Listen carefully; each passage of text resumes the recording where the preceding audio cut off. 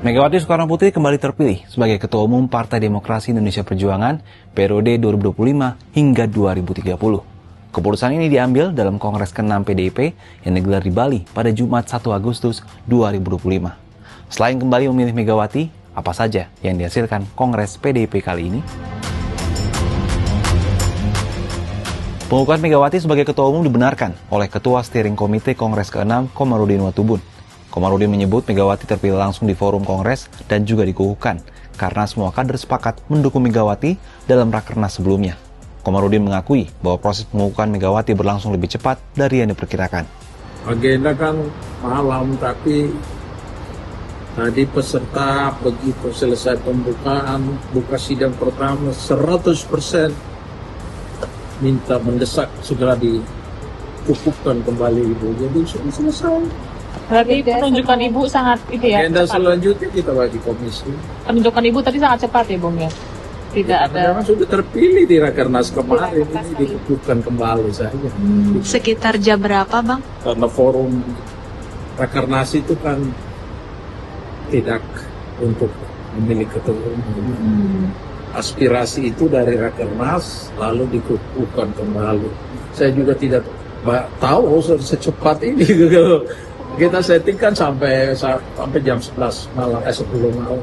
Dengan terpilihnya lagi sebagai pucuk pimpinan PDIP, maka periode ini menjadi periode ke-6 Megawati memimpin partai pemenang pemilu legislatif 2024 tersebut. Kongres 6 PDIP sedianya digelar tahun lalu, tapi kemudian terus mundur karena dinamika politik sehingga baru bisa digelar saat ini.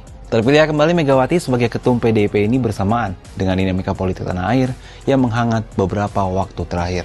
Sebelum dikukuhkan kembali sebagai ketum, Megawati telah memerintahkan seluruh kader untuk mendukung pemerintahan Presiden Prabowo. Apakah ini pertanda PDIP akan segera bergabung ke pemerintahan?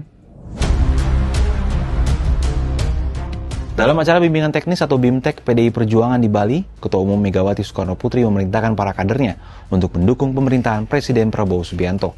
Perintah Megawati agar kader yang mendukung pemerintahan Prabowo ini diungkapkan oleh Ketua DPP PDIP, Dedi Yefri Sitorus. Kita ingin supaya partai ini tetap solid secara organisasi, punya frekuensi yang sama, tetapi juga Ibu menegaskan bahwa kita mendukung pemerintah, ya, mendukung dalam artian semua upaya yang dilakukan pemerintah yang positif dalam rangka menjaga negara, bangsa dan masyarakat ini supaya bisa melalui berbagai kondisi yang kurang baik saat ini. Misalnya soal fiskal kita yang sangat tidak stabil, ya, memastikan bahwa kita punya cukup banyak gagasan dalam rangka menjaga dan mendukung pemerintah agar betul-betul ada pada rel yang seharusnya. Sinyal merapatnya PDIP ke pemerintahan juga disampaikan Ketua Harian DPP Partai Gerindra Sufmi Dasko Ahmad. Pada Kamis, Dasko mengunggah foto pertemuannya dengan Megawati Soekarnoputri. Dalam foto tersebut terlihat Dasko yang mengenakan kemeja berwarna putih bersama Menteri Sekretaris Negara Prastio Hadi.